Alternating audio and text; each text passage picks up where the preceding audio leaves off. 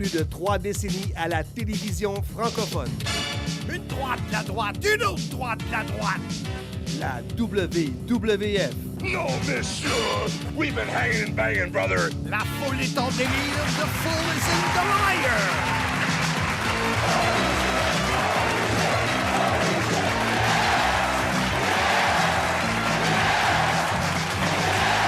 La WCW. New World Order. J'ai la chair de poule! Comme disent les Américains, I've got the chair to pull us! TNA. Impact. L'arbitre demande le prix et on parle pas de fromage. TOW. Mon nom est Marc Blondin, Monsieur Fun International, Top of the World, the original, vintage depuis 1958. Voici mon podcast. Soyez-y, mesdames, messieurs.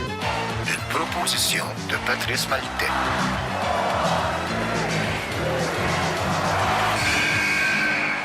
Le podcast Soyez-y, mesdames, messieurs, est présenté par IG, Gestion de patrimoine, Bureau Montréal, Rive-Sud. Alors, pour vos détails, si vous commencez ou si vous avez déjà commencé, mais vous n'êtes pas entièrement satisfait pour votre retraite, la planification est importante. Faites comme moi. Communiquez avec IG, Gestion de patrimoine, Bureau Montréal, Rive-Sud, Sylvain, Maxime, Louis-Philippe. Encore, écrivez-moi en privé. Je vais vous mettre en contact avec les gens de IG, Gestion de patrimoine. Salut, salut, Marc. IG Patrimoine. On commence IG, avec ça. Gestion de patrimoine. Pour ta retraite, ça? Oui, entre autres, et peut-être pour la tienne. C'est quoi les services qu'ils offrent? Écoute, je n'ai parlé, toi, tu es nouveau dans le podcast, là, mais à un moment donné, moi, je n'étais pas satisfait du rendement. Et quand je posais des questions sur ma retraite, je suis rendu à 63. Toi, tu as quel âge? 40? Oui, précisément. Fait que Écoute, je les ai rencontrés par un ami qui m'avait référé, puis c'est des choses que je refuse toujours. Puis là, je suis content d'avoir dit oui. Écoute, j'ai été traité comme un roi, pas parce que je m'appelle Marc Blondin, pas parce que je connais Jean-François Kelly. Non, monsieur! Vraiment, ils sont comme ça avec tous les individus et j'ai adoré. Alors, c'est IG, Gestion de patrimoine, Bureau de Montréal, Rive-Sud. Salut, JF! Comment vas-tu? Salut, Marc. Ça va très bien toi-même. Content d'être de retour encore une fois ici au podcast Sim. Soyez-y, mesdames, messieurs. Dans les studios PG de l'Épiphanie. Oui. PG, OK, vous vous attendez à quelque chose de big comme nom, Studio PG. En réalité, c'est Pierre Gauthier. Ouais, c'est ça. C'est pas PG-13, rien de ça. Là. Non, pas du tout, pas du tout. Content d'être de retour pour vrai. Content encore d'être en rotation avec les animateurs Patrice Maltais et Handsome GF. Aujourd'hui, on continue notre belle discussion sur TOW5 qui a eu lieu le 5 mars 2010 au Centre Pierre Charbonneau. 2 entrevues prévues aujourd'hui, Marc. Oui, on va avoir PCO et on va avoir Frankie the Mobster. Et Frankie, je peux pas te dire le nombre d'années que je lui ai pas parlé. Fait que ça va être intéressant. Écoute, ça doit faire au moins 6 ans. Peut-être depuis le show de télé de TOW que je ne l'ai pas vu, je n'ai pas parlé, alors j'ai bien hâte de lui jaser. Il y a beaucoup d'anecdotes. C'est un gars tellement intéressant avec qui parler, tellement fin en plus d'être professionnel. On s'entend, c'est un membre UDA, un excellent acteur. C'est une personne accomplie. Là. Il y a du métier, il y a du vécu. J'ai hâte d'écouter l'entrevue. Et d'ailleurs, il va parler de son combat contre Samoa Joe. Oui, exact. Et on parlait de PCO parce que ça sera notre premier invité. Hernandez, qui est encore aujourd'hui avec Impact quand je fais les pay-per-view. Il est là, mais mettons qu'il a un rôle excessivement limité. Minoritaire. Oui. Et dans le temps, cependant, si on retourne il y a 11 ans, en 2010, à la TNA, il était hot. Supermex Hernandez. Oui, il était vraiment hot et c'est la raison pour laquelle on l'a fait venir à TOW5 parce que c'était une grande star du calibre de PCO. Et on s'entend, on va dire entre toi et moi, en 2021, PCO, il est vraiment 20 coches au-dessus de Hernandez, point de vue notoriété. Point de vue talent, PCO, c'est encore lui qui est un des top lutteurs au monde dans mon livre à moi. Mais Je savais même pas que tu avais écrit un livre. Oh, no, no, no, no.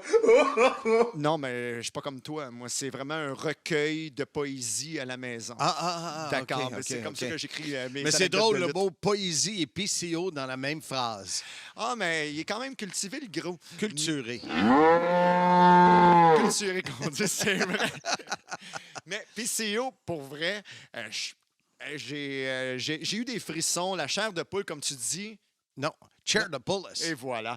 Donc, j'ai eu la chair de poule de Chair de Paulus. Quand je suis allé à Baltimore, il a gagné le championnat de la Ring of Honor. Écoute, à 50 ans, c'est incroyable le talent qu'il a. Imagine le talent qu'il avait en 2010. Il était vraiment au sommet de son art. Il était vraiment au sommet de sa gloire parce que c'est un lutteur qui a tout le temps été quand même glorifié et avec raison. Tous les promoteurs veulent un PCO sur leur ring de lutte. On le voulait à la TOW, mais on l'a voulu à la WWE, on l'a voulu à la ECW, on l'a voulu à la TNA, on l'a voulu partout dans le monde et la Ring of Honor présentement. Donc, PCO, on était fiers qu'il fasse partie du produit de la TOW. Faut pas oublier, JF, excuse-moi de te couper, il était plus notre partenaire en 2010. C'était Sly qui l'avait remplacé. Oui, comme partenaire d'entraînement? Non, comme partenaire dans la business. Oui, d'accord. Donc, c'est sûr que pour nous, de l'avoir, il faudrait travailler un peu plus fort. Parce oui. que, tu sais, Oui, parce que on en a parlé dans le passé. PCO avait quitté le réseau des sports et du même coup, la TOW. Sylvain est rentré à RDS et du même coup à la TOW. Donc, vraiment, PCO a 100% été remplacé par Sylvain Grenier. Mais PCO, vraiment, il n'était plus partenaire après TOW 1. On va en parler dans le prochain épisode, d'ailleurs, de TOW 1. Mais à partir de ce moment-là, on voulait quand même avoir à chaque spectacle de la TOW PCO Pierre-Carl Ouellette. Pourquoi? Parce qu'il y avait une bonne notoriété au Québec. Et comme je le disais, il était crédible et il est encore sur un ring de lutte. oui, chaque combat que PCO fait partie, c'est sûr que c'est un bon combat puis intense. Oui, exactement. Puis il sait la psychologie de lutte, il l'a. Autrement dit, sur un ring de lutte, il sait exactement quoi faire au bon moment, puis c'est magique. C'est magique. Je l'emploie souvent, ce mot-là, avec Pierre-Carl Ouellette, mais c'est magique de voir un de ses combats devant nos yeux, que ce soit à la télévision, mais surtout en personne. Et Pierre-Carl Ouellette, en personne, on voulait lui offrir un adversaire de son gabarit à l'époque, avec son talent à l'époque, et c'était tout à fait Supermax Hernandez. Faut mentionner, JF, parce qu'on dirait que tu fais un monologue, on dirait que tu n'es pas habitué de travailler avec quelqu'un qui a du talent à côté de toi. Mais que RDS nous offrait souvent un budget pour qu'on puisse voyager et aller faire des entrevues et rencontrer les gens de la TNA. Ben oui, tout à fait. Qu'est-ce qui était le fun avec le budget de la RDS? Payer l'avion. On en profitait pour faire une croisière, donc l'avion ne coûtait rien quand on faisait notre croisière.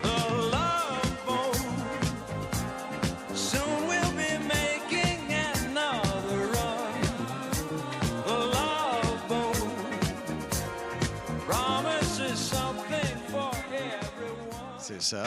Et ensuite, on allait filmer nos entrevues à Orlando. Et là, tu trouvais un hôtel ou un motel qui coûtait, je pense, 29,95 par nuit. C'était débile. Oui, un motel El Cheapo, mais en réalité, qui était pas vraiment... Hey, là, c'est stressant. Pierre me dit une minute dans mes oreilles. Donc, c'était un hôtel à l'entrée de la ville d'Orlando. On y allait avec notre propre budget à ce moment-là. Et ça nous permettait de préparer les entrevues. Puis ça, on va y revenir. Parce que toi, tu m'as toujours impressionné pour les entrevues que tu faisais avec des lutteurs. Parce que c'est en anglais et tu traduisais à mesure.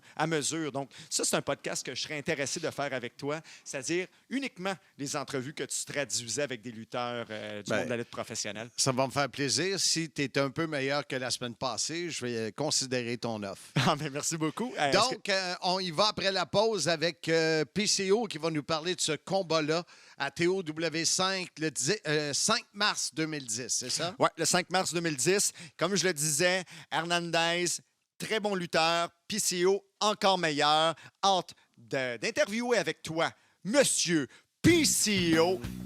Ah la la la la la la! Vous avez des idées de rénovation? L'équipe de Renault Condo peut vous aider dans vos futurs projets. Sylvain attend votre appel pour petits ou grands travaux. Pensez Renault Condo.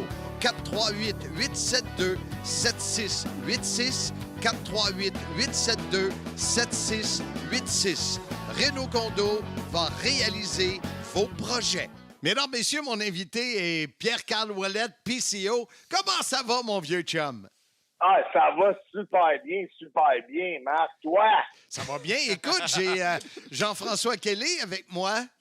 Salut Pierre! Hey, le meilleur annonceur de lutte au Canada, JF Kelly. Tu sais, Salut. je vois humblement JF, j'aurais pu dire au monde, mais je pense qu'il m'aurait peut-être pas cru. Non, mais je t'aurais cru. OK. Non, mais merci beaucoup du compliment, Carl. Hey, c'est-tu OK. vrai que tu es rendu que tu vas en Floride? Non.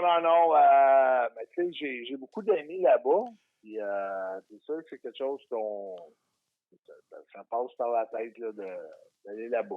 Ça a l'air quand même assez normal comme vie. Ça a Toi, l'air tu assez copies cool, toujours sur Sylvain Garnier. Je savais même pas que Garnier était en Floride. Pas grand monde le savait, hein? Non. Écoute, c'est une surprise. Pas qu'il y a rien de surprenant là-dedans, mais je m'attendais vraiment pas à ça. Écoute, ça nous a surpris pas mal tout le monde parce que, tu sais, toi, c'est sûr que London est rendu à quel âge? Il a 12 ans. Donc, 12 ans. Mais, tu sais, lui, il est en couple, 2 jeunes enfants, tout vendre puis partir déménager sa famille, ça prend du guts. Bye bye, mon cowboy. Bye bye, mon rodéo. C'est si dur de tomber si bas quand t'as été si beau. Tu sais? ouais, puis lui, il va se faire des retours parce que, tu sais, il y a une question aussi de plein de papiers, là. Et d'après moi, ce qu'il m'a expliqué, c'est qu'il partait à une compagnie là-bas de sécurité et que dès que la compagnie fait un peu de profit, il peut avoir ses documents. Ah, ben, tant C'est mieux, ce qu'il me ben, disait. tant mieux. J'ai Ben parlé ouais, il y a ben quelques ouais. semaines. Ah, ben, il est resté en contact avec son bon ami Garnier, Marc. Ben oui. Moi, c'est lui qui me fournit en shampoing. Nouveau shampoing ultra doux trésor de miel certifié bio par Garnier, naturellement. Ah Garnier. oui, chaque animateur devient un de tes bons amis, en réalité. Ben oui, Moi, je ben me oui. pensais un peu spécial. Je pensais que moi, tout on avait une amitié un petit peu spéciale, mais là... Ben oui, que- toi puis moi, c'est spécial. C'est sûr, Un- c'est juste que... Un parmi tant d'autres, Kenny, Non. Handsome GF, Hey, tu Charles te le mets Magnifique, pas dans la même classe que Handsome JF, là. les tourneurs. Les tourneurs, oui. Les tourneux qu'on dit. En tout cas, ils tournent. Oui, mais ça qui tourne. Hey, dis-moi, on est là pour TOW5 le 5 mars 2010. Puis je ne sais pas si tu savais qu'on appelait ça TOW5 parce que ça avait lieu un 5 mars. Mais si tu penses ça, c'est pas vrai. OK. Non, je pensais plus que c'était le 5e show. de Ben, TOW. exactement. Bravo. Je vois Racine, tu sais, Racine carré, tu sais, je me casse pas la tête. Hey, parlant de racines, je ne sais pas si tu as vu les femmes pendant la pandémie, là, les racines de cheveux d'autres couleurs, c'était laid. Ouais, c'est sûr qu'il n'y a pas grand coiffeur de voir, hein. Hey, on parlait de ça, JF et moi, avant de t'avoir en entrevue. Aujourd'hui, JF en a parlé, t'es 20 coches au-dessus d'Hernandez, c'est pas 50 coches. Lui, sa carrière à Impact, écoute, je l'ai jamais vu dans un combat. Il est là qu'une liasse d'argent puis il fait rien. Mais en 2010, tu avais un adversaire de taille, un gars qui avait une belle shape et qui réussissait bien à TNA. Et c'est un adversaire que, en tout cas, c'était vendeur, un combat PCO Hernandez en 2010.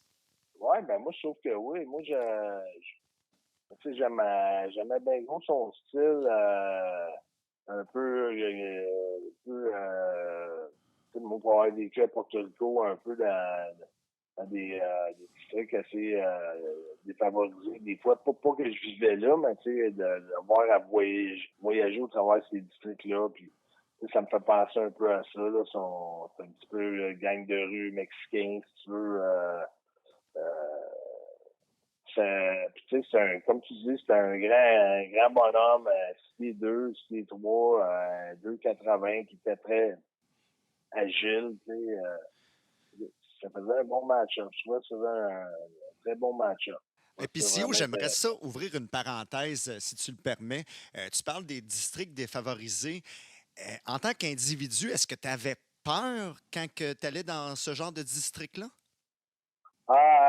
Ouais, ben, tu sais, t'essaies de pas y aller le plus possible, mais des fois, t'as pas le choix de passer par là pour te rendre à certaines villes. Mais c'est sûr que moi, Porto Rico, tu sais, j'ai été, tu sais, j'ai été victime, si tu veux, victime, pas victime, mais j'ai vu tu sais, du monde se faire mitrailler. T'étais témoin. J'ai été moi-même dans un hold-up, dans un Denny's à 2 heures du matin. Aïe, aïe. Que tout le monde se faisait enlever leur montre puis leur portefeuille. Ils sont pas venus vers moi. Puis, tu sais, ils ont tiré des balles dans le plafond. Tu sais, le monde avait vraiment peur. Puis ça a vraiment comme... Tu sais, tu dis, rien là, m'a le fini, mon assiette, tu sais, mais t'as pas faim après quand c'est fini. Tu sais, Mais t'as pas pense- faim je pendant pense- combien de temps? Est-ce que tu as eu comme. Moi, j'aurais été traumatisé à vie quasiment, là. Non, tu dors pas super bien, mais après ça, ça se replace. C'est juste que tu sais que c'est l'environnement pareil. Puis, tu sais, Marc il est venu à Porto Rico, il a pas eu la même impression que moi, mais tu sais, il est en croisière. C'est sûr que lui, tout était beau là-bas. Ouais, C'est ça, je te dis, c'était ça pas le même dépend. Porto Rico. C'est ça dépend dans quel quartier tu vas. Quelqu'un qui va à Isla Verde, c'est une place touristique, il verra pas vraiment grand-chose de ça se passer. Tu sais. Ça dépend. Si tu restes dans ton resort, puis si tu commences à sortir tu sais, dans des places un peu plus dans le hood qui appelle, là, tu sais, c'est plus proche de le hood, autrement dit, tu sais, il y a des boulevards qui séparent certains quartiers. Tu sais, c'est ça. C'est quand même... Mais j'ai vu des autos qui sont crier de balles Ah, au milieu ouais. de la rue. Un peu comme à Montréal. Hey, boy. Mais est-ce que Hernandez avait ce genre d'attitude-là? Est-ce que c'était un gars tough Non. qui provenait de ce milieu-là? Je pense pas. Je pense qu'ils jouaient le rôle de ça. Je pense que c'était ça leur gimmick, si tu veux, leur personnage. Parce qu'il était avec un gars qui est rendu Ring of Honor présentement, Homicide. Ouais. Il était avec Hernandez. Je pense C'était qu'il y pas avait un troisième. LAX? Ouais, LAX, c'est ça. Puis Conan était comme leur manager, si tu veux. Fait que, Ouais, tu sais, ouais. c'était un peu ça, là. C'est un peu, mais là, c'est plus à la mexicaine que la portoricaine. Ouais. Ça a quand même beaucoup de similitudes, là. Toi, tu l'avais-tu connu avant Hernandez ou c'était ta première rencontre à TOW5? La première rencontre, puis j'ai trouvé vraiment sympathique, le gars. Ouais, il était vraiment correct. Est-ce que à cette époque-là, parce que tu avais quand même déjà quelques championnats derrière la cravate, est-ce qu'un gars comme Hernandez savait qui tu étais? Ouais, je pense que oui. Ça paraît de la façon que c'est de la classe qui démontre, puis la façon qui approche la soirée, autrement dit, c'est sûr qu'après avoir été sur les deux côtés de la médaille, d'avoir été le nouveau qui rencontre un gars qui a plus d'expérience, qui va avoir été un gars que je pense que le monde connaisse le parcours. Là. Parce que quand tu grandis dans le business, t'as pas le choix de connaître certaines choses. Ça peut pas passer en dessous du radar. C'est quand même les 3 championnats du monde dans le WWE. Puis en plus, le Japon, tu sais, un peu J'avais quand même une bonne feuille de route déjà à cette époque-là aussi. Ben Je oui. l'aidais tout le temps. Mais je te le confirme, Pierre. Tu permets que je t'appelle Pierre? Non. Wouhou! Je te le confirme, PCO. Il te connaissait. Je suis allé le chercher à l'aéroport. Je suis allé le chercher avec quelqu'un. Puis, la première chose qu'il m'a dit, c'est qu'il avait entendu parler de ta notoriété, il s'est informé sur toi, il avait vu quelques-uns de tes combats. Puis, la première chose qu'il m'a dit, je veux offrir quelque chose de gros à Pierre-Carl Ouellette. Il est allé au gym s'entraîner spécialement à cause qu'il t'affrontait, grâce au fait qu'il t'affrontait. Tu avais une très, très bonne notoriété à ses yeux, à lui. Moi, j'étais vraiment content du combat de la performance qu'il a offert. Puis, en tout cas, moi, je suis bien satisfait. Puis, j'ai trouvé vraiment correct. Je trouvais que c'était vraiment un gars correct. Puis c'est quoi, t'as-tu certains souvenirs de ce soir-là? On sait que Samoa Joe était là, Viscera était là, Édouard Carpentier, mais de ce combat-là, t'as-tu quelques souvenirs? Je sais que t'en fais tellement que tu peux pas te souvenir. Un peu. Je me souviens qu'il avait fait son genre de plongeon là, par-dessus le troisième câble qui m'avait ramassé en bas de la reine. Je trouve que c'est un gars quand même, c'est ça, il y avait du spring dans les jambes pareil pour un gars de 2,80. Il pouvait éclairer le troisième câble assez facilement là, en courant. Il y avait un beau jump, là, un beau... c'est pas un saut suicide, sûr, mais par-dessus la troisième, c'est pas le même genre de saut. C'est comme, ça prend quand même une bonne élévation. Non, il y avait ça, il y avait plusieurs choses. On a fait un genre de, pas d'épreuve de force, mais tu sais, avec les coups de bélier, les tackles, pour se faire un build-up tu sais, de deux gars forts, là, comme on dit. Ah, je pensais, JF, que t'embarquais, excuse. Ah, OK, ben d'accord. Ben écoute, on va plonger dans le vif du sujet. La première chose qu'il m'a dit, c'est que quand on est allé le chercher à l'aéroport, c'est qu'elle allait être honorée d'avoir les épaules rivées pour toi au tapis 1, 2, 3. C'était pas compliqué, c'est lui qui l'a offert parce qu'il savait que ça aurait été difficile pour lui de gagner un combat contre toi, point de vue avec la réputation que tu avais. Et ce combat-là s'est terminé avec un magnifique cannonball que tu as exécuté. C'était un des très bons combats qu'on a, comme on a expliqué avant de t'avoir en entrevue, vous étiez vraiment de calibre égal à ce moment-là. Et c'est ça que... C'est à cause de ce fait-là que la foule était sur leurs pieds tout au long du combat. Oui, j'ai fini ça avec le cannonball parce que je faisais pas de moonsault dans ce temps-là. Je n'étais pas encore capable d'en faire un, sinon j'aurais fait un beau moonsault. Mais non, il n'y a pas eu d'argument pour monter le combat ou pour quoi que ce soit, pour le finish, pour n'importe quoi. Il était vraiment business tout le long. C'était vraiment class act. Tu sais.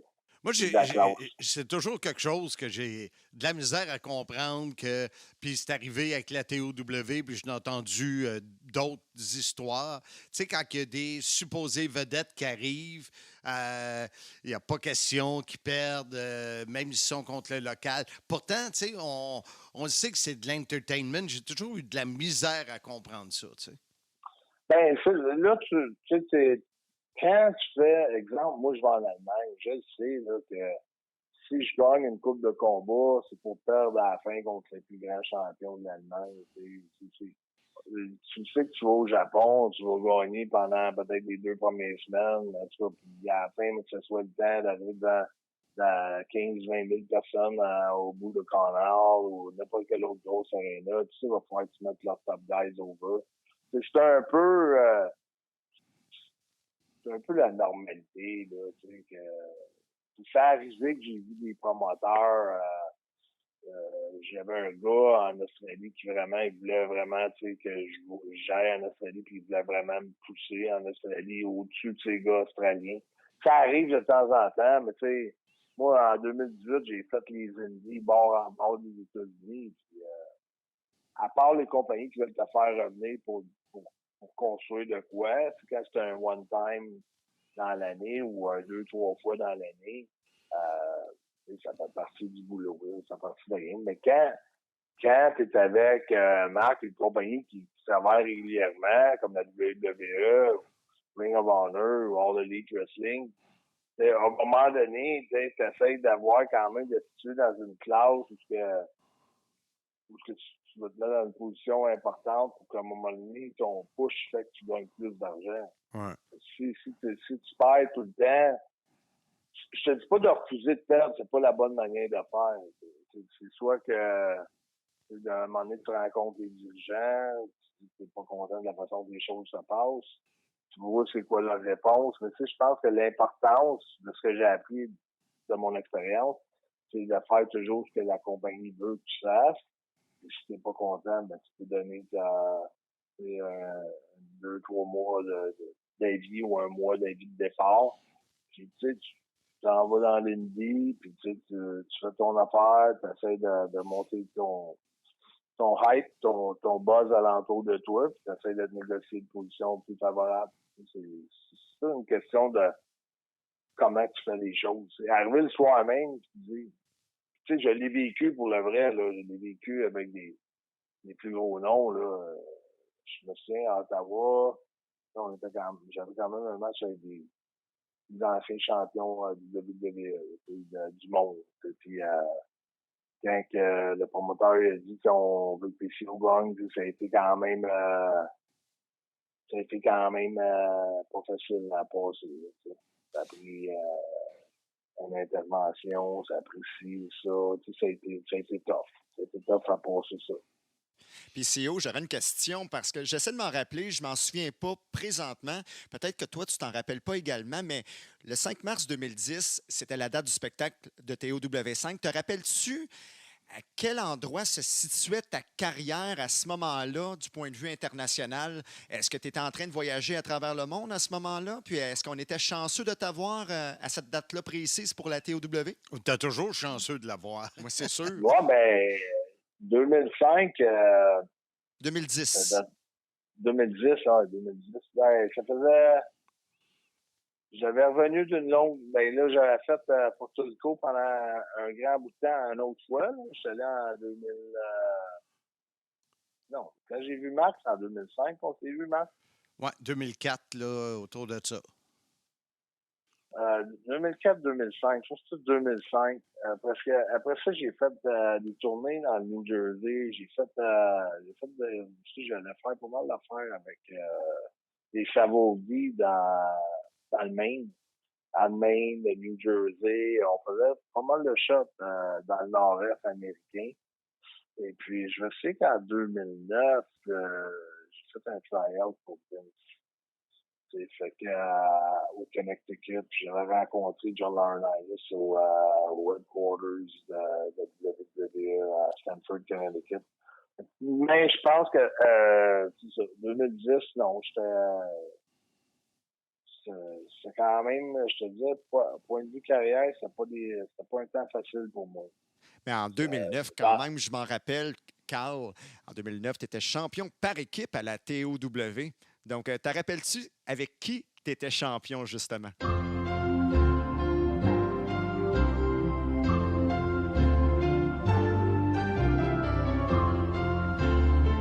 Ouais, ça doit être avec Rhino, d'après moi. Al Snow. Ah oui, non, ça, c'est Al Snow, ouais, je me souviens, parce qu'on avait lutté contre Garnier, puis son partner Conway, c'est ça? Exact. Donc, vous aviez perdu les titres, justement, contre la Résistance. C'est là qu'ils sont devenus champions. Puis. Ben, on avait gagné contre la Résistance. C'est vrai, tu as raison. À TOW3, oui, vous avez gagné. Ouais. Puis à TOW4, malheureusement, ben, le titre a été retiré des mains, de tes mains à toi parce qu'Al Snow ne pouvait pas être présent sur place. OK. C'est pour ça qu'aujourd'hui, il ne se fie plus à personne, à part Destro. Oui, puis Al Snow, c'est pas pour... il y a quand même, il y avait quand même des principes auxquels il tenait beaucoup là aussi, là, que ça se passe d'une certaine façon. Là. je me souviens que ça n'avait pas été...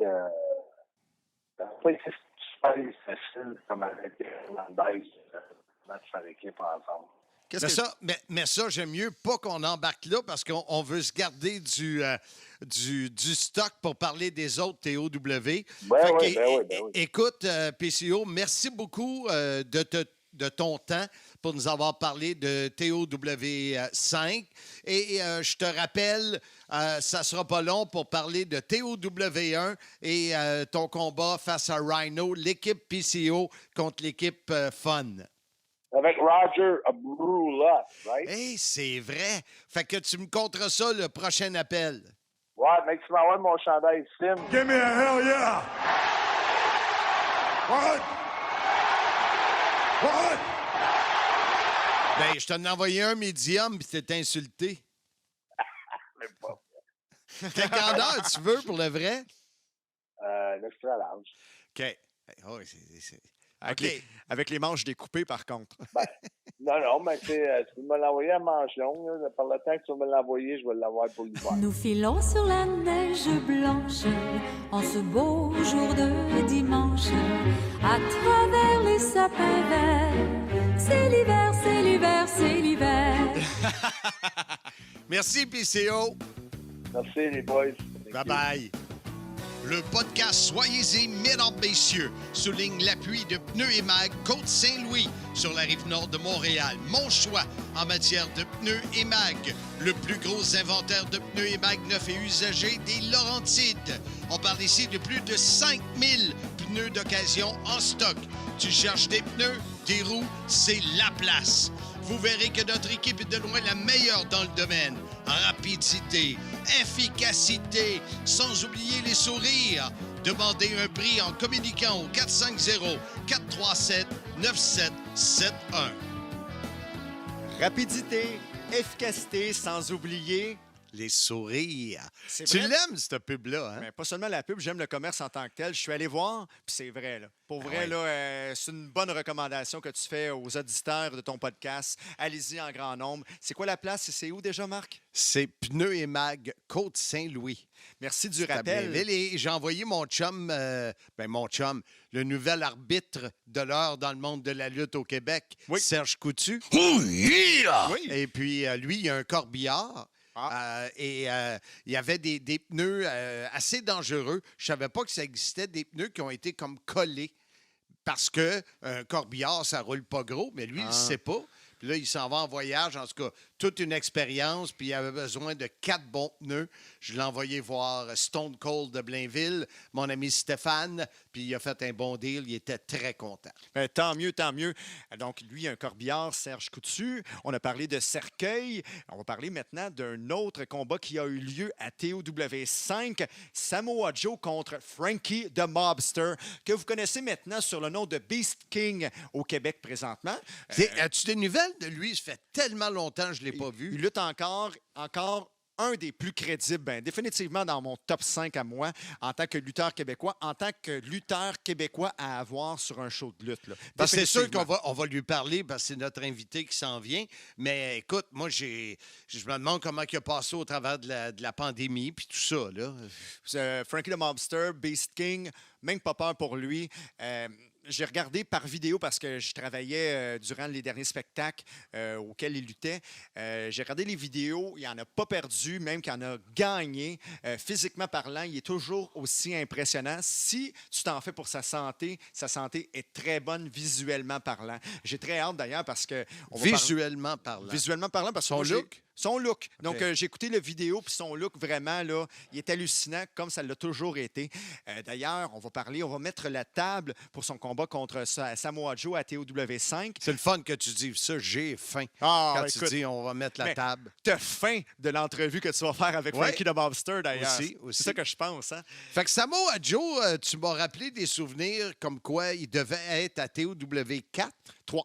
OK. Donc, il était 3. censé être à TOW3. Tu t'en rappelles, TOW3? Non, je ne c'était- me rappelle pas, mais toi, tu vas m'en rappeler. Ben, c'est un hommage à Rick Martel. C'est qu'est-ce que je me Oui. rappelle plus du spectacle TOW3 en tant que tel. C'était vraiment... moi, j'avais vraiment... La chair de La poule. chair de poule. Chair de poule. Voilà. Juste à l'idée d'avoir Rick Martel sur un spectacle de lutte québécoise. Là. C'est très, très rare que Rick se déplace, pas parce qu'il veut pas, c'est juste parce qu'il a pris sa retraite. Il Ouais, est bien, il est dans sa zone de confort et c'est tant mieux comme ça. J'ai Donc, parlé il y a quelques semaines, puis ça qui me disait, tu sais, Oui. il a mis ça de côté. Ben oui, tout à fait. Mais là, Donc, il va faire un. Je sais pas si c'est déjà fait, là, mais il va avoir un signature d'objet là, qui oui? se fait. Bertrand Hébert m'a dit ça.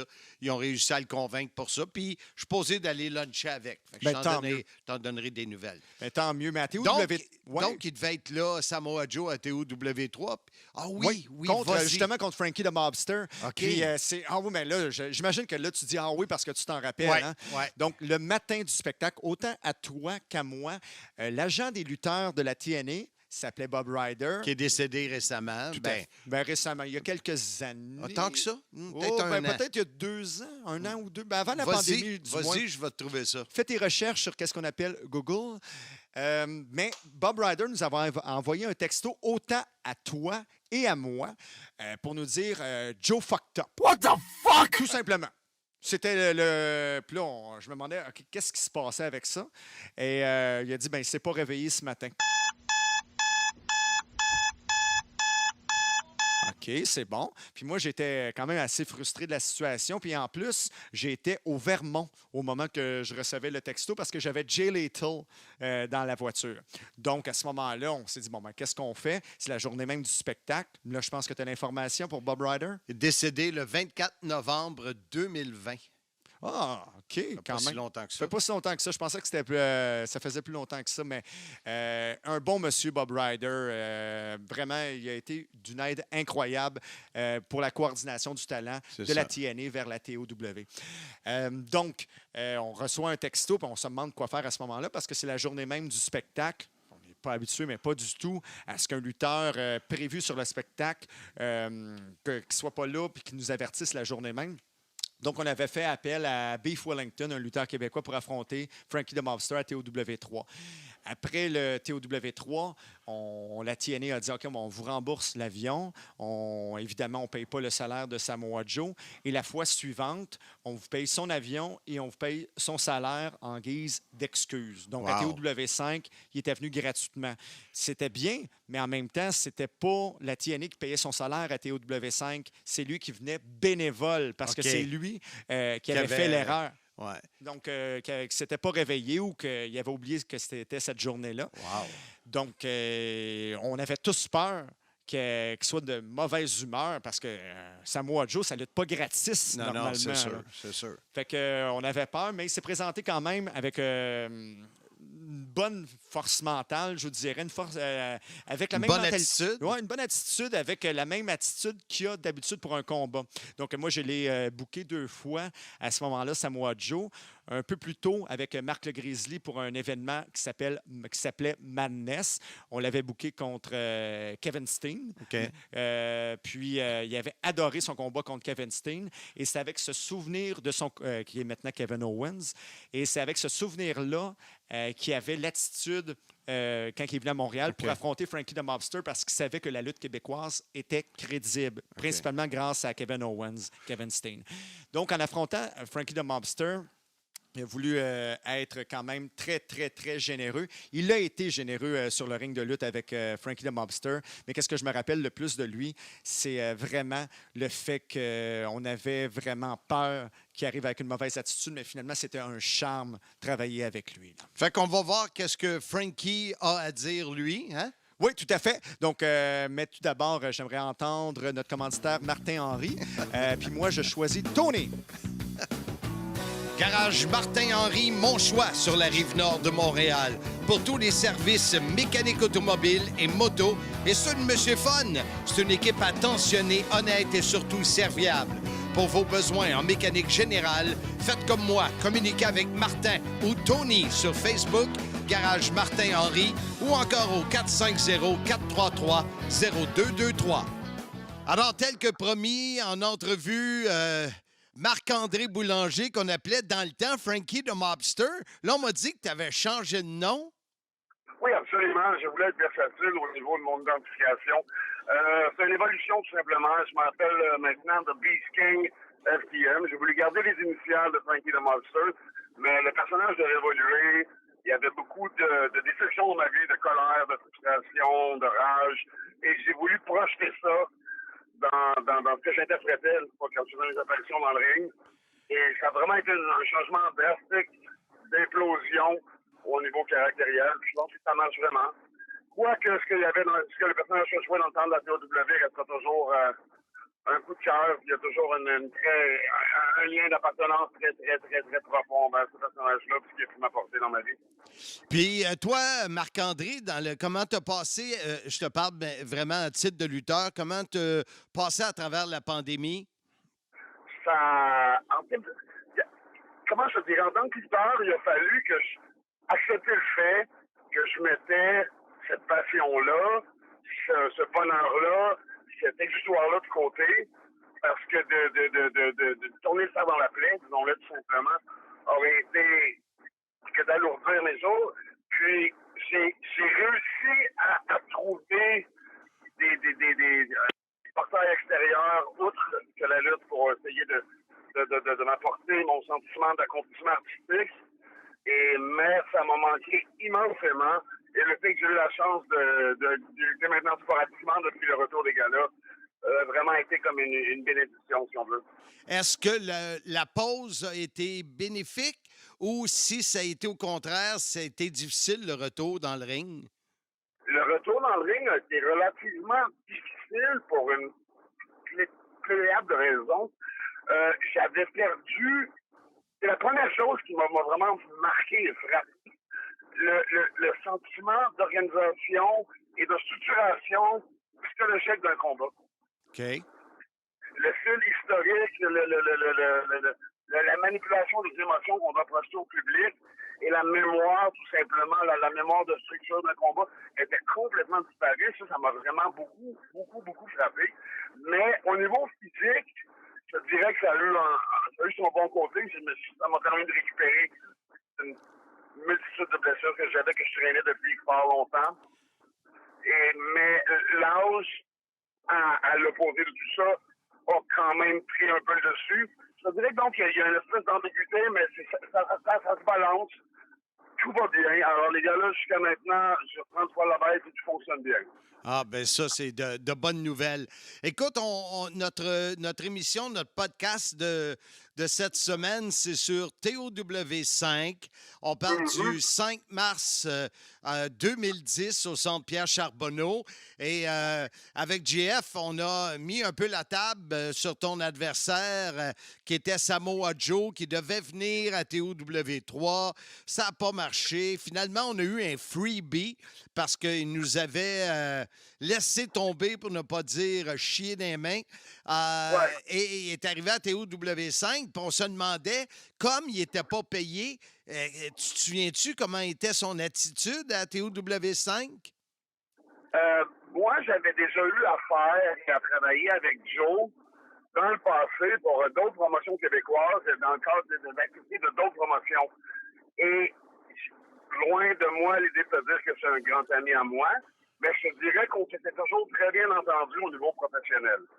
Et puis, quand il est arrivé, je pense que le fait que ce soit moi et lui qui travaillent ensemble, la facilité qu'on avait à organiser les choses, l'espèce d'alchimie créatrice et artistique qu'on avait au niveau du fil historique qu'on voulait amener au combat, la connexion des deux charismes combinés, le chien étant vraiment volumineux, on s'entend très bien, et son talent hors de ce monde, ça a vraiment été facile pour moi. Je ne veux pas te parler au niveau administratif, je ne veux pas me mettre dans vos souliers, j'en ai aucune idée, mais pour moi, ça a vraiment été très facile parce que Samoa Joe était un des meilleurs lutteurs au monde et il avait envie de travailler, de s'amuser. Moi, c'est vraiment une optique qui est primordiale pour moi quand on va dans le ring, peu importe le niveau à laquelle je performe, la promotion à laquelle je performe. Il faut que j'aille du plaisir. C'est encore plus important pour moi que la personne avec qui je travaille en est aussi. Et à ce niveau-là, je pense que ça n'a pas été un problème. On s'est vraiment amusé. De mémoire, on avait offert faire un match qui était divertissant.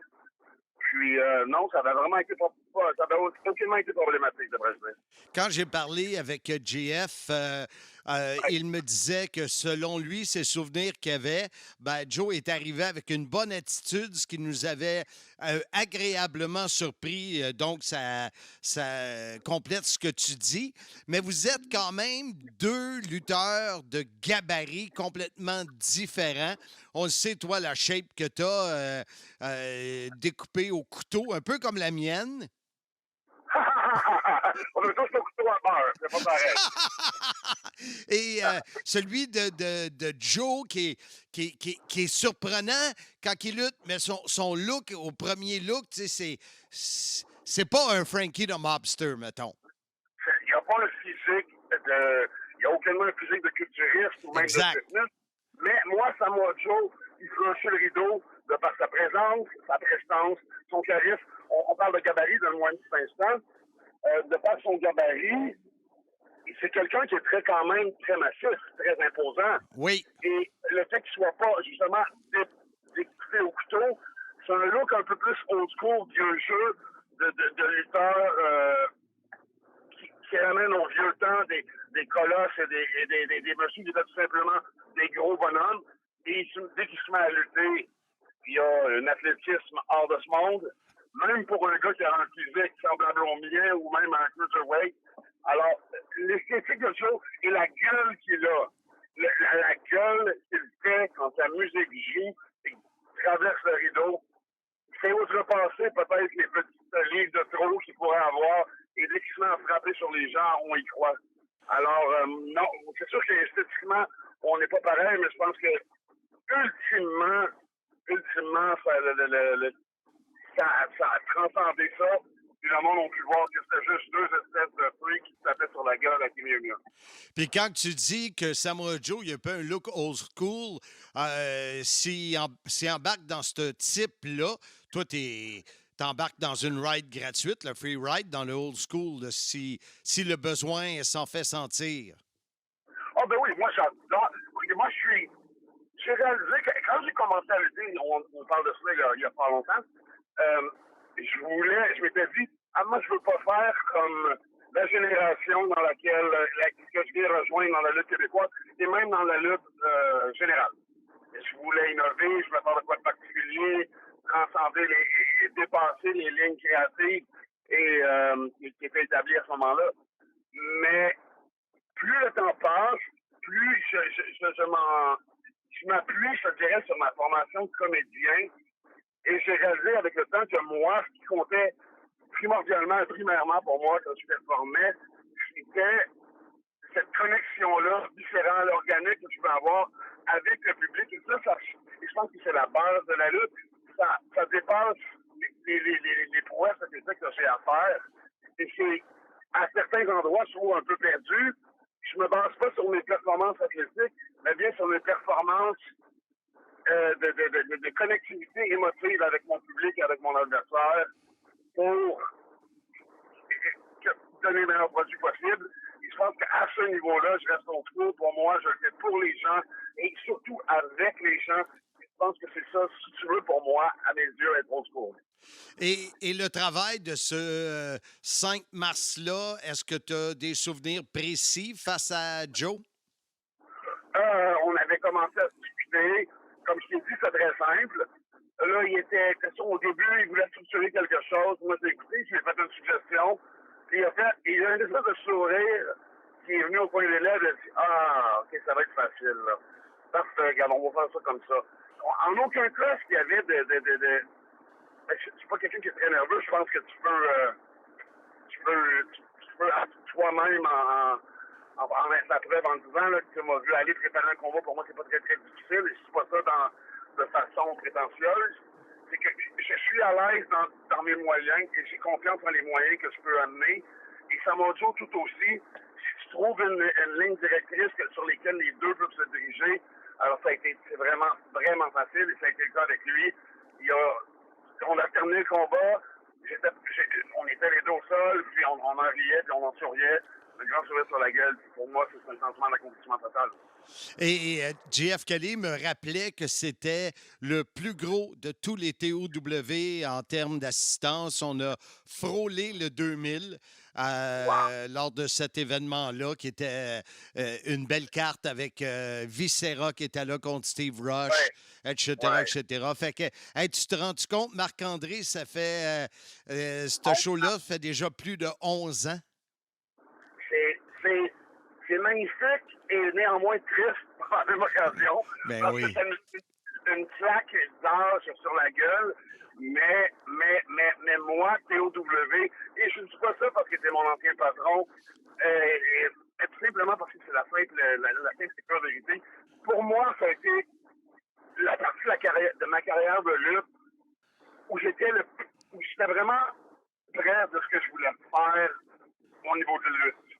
On était une équipe soudée, solide. La production était de super bon, on était professionnel et on avait une approche vraiment pas qui était loin de plusieurs des autres promotions qui peuvent tenir des événements présentement qui le font à des fins de divertissement personnel.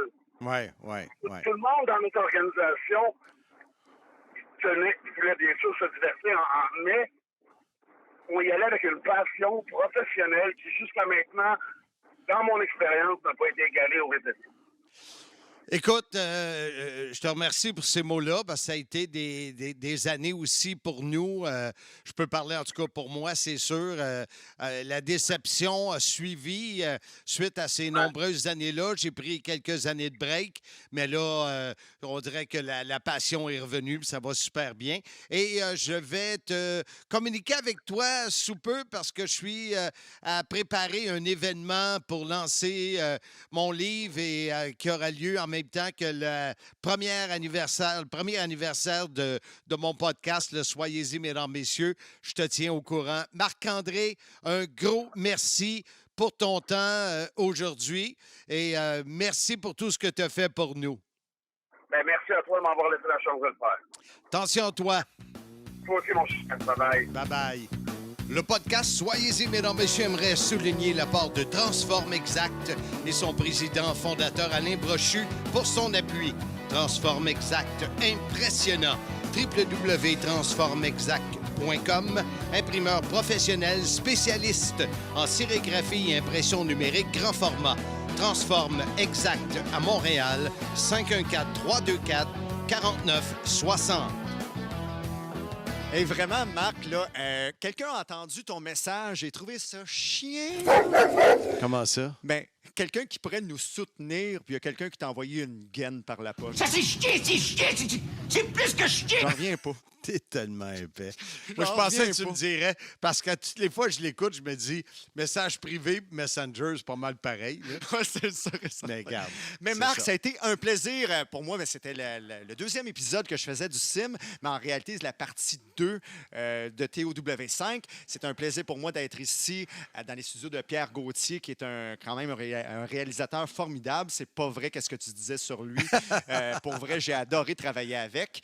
J'ai adoré sur les entrevues. Ce qui était le fun aussi, c'est de se rappeler tous ces souvenirs-là, parce que veut pas, moi, ça m'aide dans l'écriture du livre.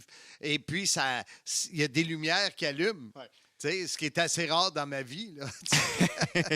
Mais pour vrai, on va en reparler plus tard. On va faire d'autres épisodes ensemble si je suis engagé, évidemment. Oui, parce que ce que je veux faire, c'est un peu une rotation selon les sujets, selon la disponibilité des gars aussi. Handsome JF, sa job, Boréal, c'est pas évident qu'il puisse se libérer. Patrice, il est rendu qu'il travaille de nuit, c'est pas évident. Toi, tu as un peu plus de disponibilité la semaine, vu que tu travailles 4 heures, tu es payé 40. Ouais, je suis après retraite. C'est ça. Fait que, écoute, je sais que les 2 prochains que j'aimerais parler, c'est un de mes voyages que j'ai fait en Europe. Est arrivé tellement de choses et j'aurai comme invité Laurent Del Prato, le gars qui était sous à mon mariage.